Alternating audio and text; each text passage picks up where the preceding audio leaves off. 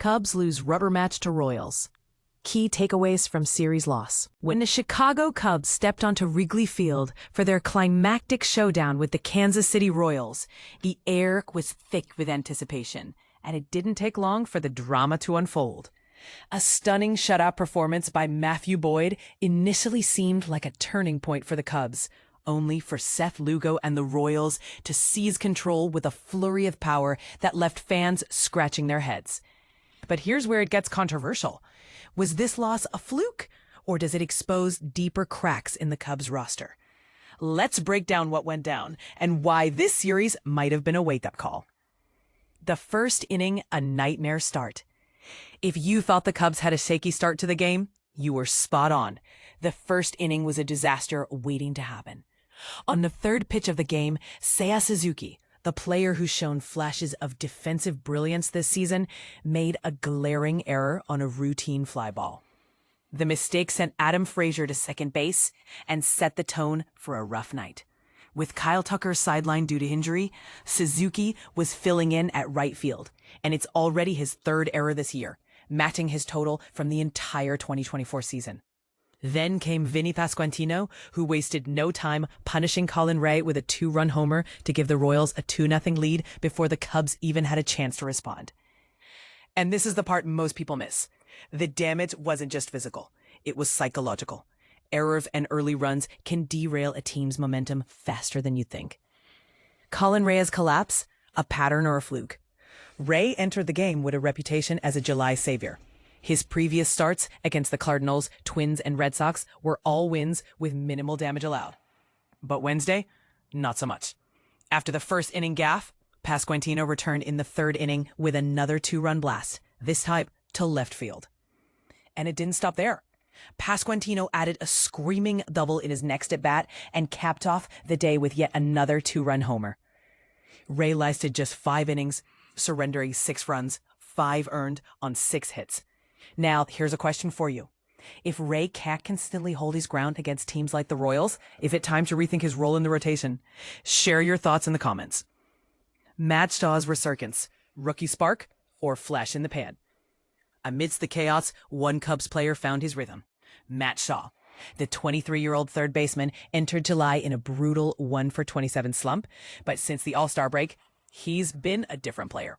Shaw's solo homer in the 7th inning marked his third in just 6 games, more than he hit in his first 63 games combined. Over the 6-game homestand, he batted .500 with 3 homers, 6 RBIs, and a staggering 18 total bases. His slash line improved to .222, .292, .338, with 5 home runs and 21 RBIs on the season. But here's the debate. Is Shaw's recent hot streak sustainable, or is it a product of small sample luck? Could this be the start of something special, or will the rookie flame out under pressure? What's next for the Cubs? The Cubs now face a crosstown challenge against the White Sox at Guaranteed Rate Field. Shota Imanaga, 7-3, 2.40 ERA, will take the mound for Chicago, opposite the White Sox's rising star Adrian Hauser, 5-2, 1.89 ERA. Coverage kicks off Friday at 5:30 p.m. CT on Marquee Sports Network. But let's get real. This series could be a turning point. If the Cubs can't right the ship quickly, their playoff hopes might take a hit. What do you think? Is this team built to bounce back? Or are they in for a rocky stretch? Drop your predictions below. Royals edge Cubs in key series as trade deadline looms. MLB highlights. Royals secure crucial series victory against Cubs as trade deadline approaches. Chicago. As the July 31st trade deadline draws near, this week has proven to be pivotal for the Kansas City Royals. To avoid becoming sellers at the deadline, the team needed to perform well against the formidable Cubs at the start of the week. Kansas City rose to the occasion, clinching 2 out of 3 games against one of the top teams in Major League Baseball. They capped off the series with an impressive 8-4 victory on Wednesday afternoon at Wrigley Field. The win was fueled by home runs from Vinny Pasquantino, who hit 2, Salvador Perez, and Tyler Tolbert, along with a solid performance from pitcher Seth Lugo.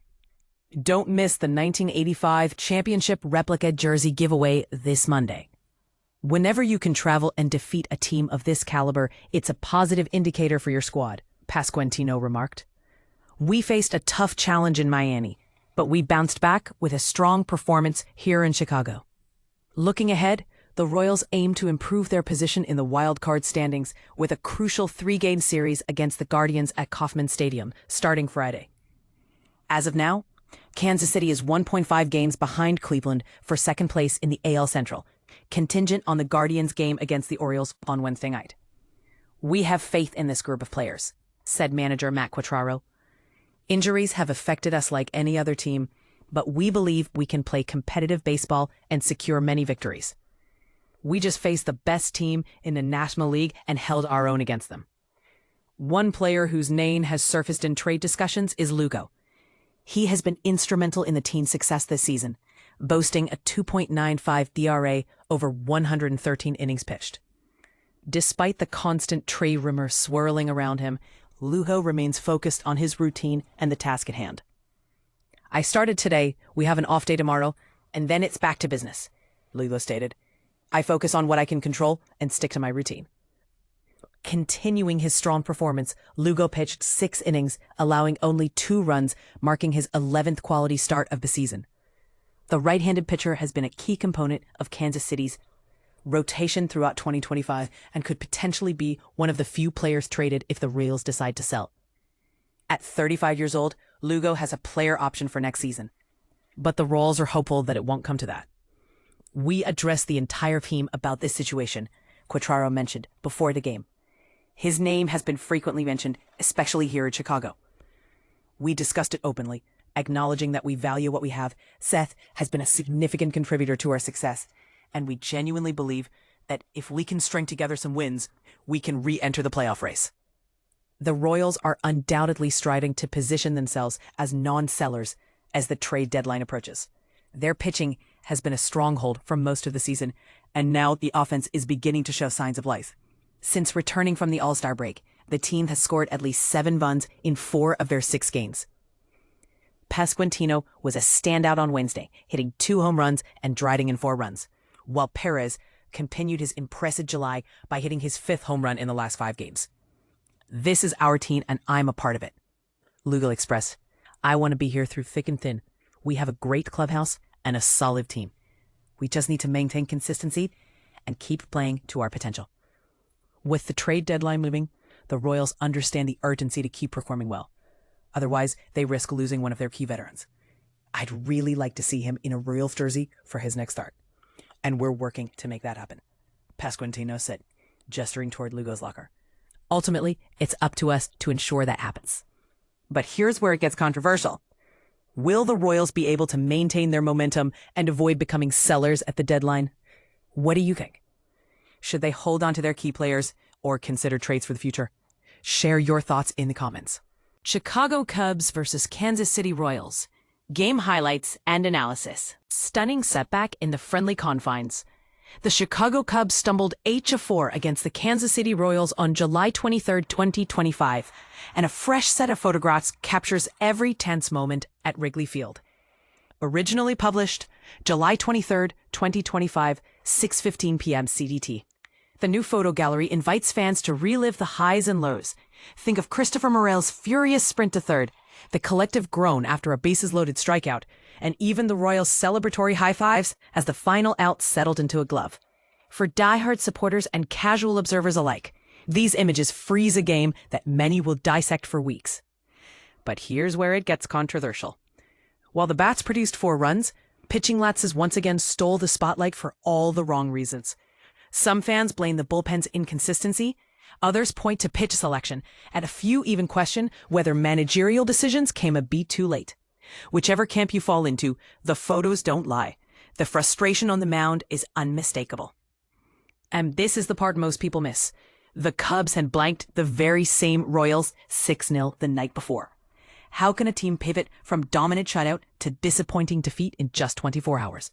The answer isn't simple, but issues simmering beneath the surface, fatigue, scouting adjustments, or simply baseball's unpredictable nature could all be factors. Quick hits from around the diamond. Revid content feed. Chicago Baseball Report. Dansby Swanson's dazzling defense continues to anchor the Cubs infield, while on the south side, the White Sox are finally showing measurable progress. Could both clubs be competitive in the same season? Colorado Rockies milestone. The Rockies electrified their fan base by ending a record 220-game drought without throwing a shutout. Suddenly, Coors Field looks a little less hitter-friendly. Trade deadline buzz. After dropping the series to Kansas City, the Cubs front office reportedly remains laser-focused on shoring up the pitching staff. Will they mortgage top prospects or trust internal solutions? Photo flashback. Need a palate cleanser? Revisit snapshots of the Cubs' impressive 6-0 shutout against these very Royals on July 22nd. Talk about a tale of two evenings. Navigation note for Arcadists and superfans. 2025, July 23 offers a day-by-day map of Chicago sports headlines, ensuring no inning, trade rumor, or locker room quote slits through the cracks. Bold talking point that could spark debate. If the Cubs had secured just one more quality starter last winter, would this semi feel completely different? Or is the real culprit an offense that refuses to click consistently? Some analysts insist the team's defensive strengths hide deeper flaws in approach at the plate. Your turn. Which side of the argument resonates with you? Did the photos reveal strategic blunders you hadn't noticed on the broadcast? Or do they confirm what you already suspected? Jump into the comments with your hot takes. Agreement, disagreement, and respectful counterpoints are all welcome. After all, baseball thrives on spirited conversation as much as it does on walk-off wins.